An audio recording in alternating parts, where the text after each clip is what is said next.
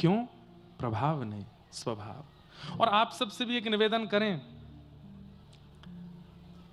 अपने प्रभाव पर काम मत कीजिए, स्वभाव पर काम करो। प्रभाव देख करके तो कोई भी नतमस्तक हो जाता है, पर स्वभावशाली व्यक्ति तो स्वप्न में भी आता है, स्वभावशाली व्यक्ति तो चित्त में भी रहता है, स्वभावशाली व्यक्ति तो सदा स्मृति में रहता है। इसलिए स्वभाव बनाइए ऐसा कि सबके प्रिय बन जाओ। और जिस दिन आपका स्वभाव सर्वप्रिय हो गया, समझ जाइएगा आप ठाकुर जी के प्रिय हो गए हो, ठाकुर जी को भा गए हो। स्वभाव पर क्रिया करो। तो गुरु जीवन में निश्चित होने चाहिए। एक प्रसंग, एक कथा सुना दें। इस कथा से आप लोग गुरु कृपा को समझिएगा, और दो चार बातें और होंगी इसमें, उन पर ध्यान मत देना। एक गुरु जी थे, संत थे।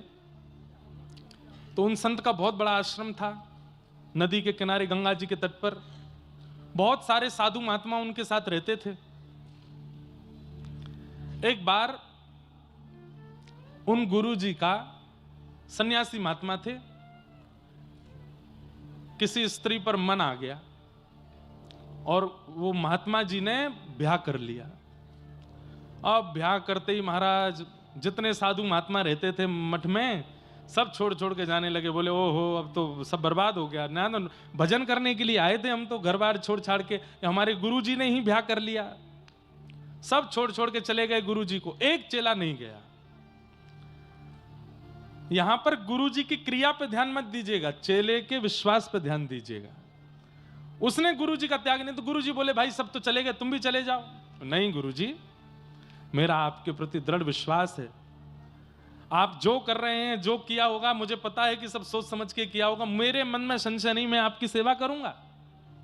और आपको जो प्रिय है, हमारी गुरु मां, वो हमको और ज्यादा प्रिय, हम उनकी भी सेवा करेंगे। तो उस शिष्य ने गुरु का त्याग नहीं किया। वैकुंठ में बैठे हुए नारायण भगवान इतने प्रसन्न हो गए, लक्ष्मी जी से बोले देखो, गुरु निष्ठा इसको कहते हैं कि गुरु जी ने बेचारों ने कुछ भी किया हो, लेकिन शिष्य की निष्ठा देखो, गुरु के प्रति त्याग नहीं किया।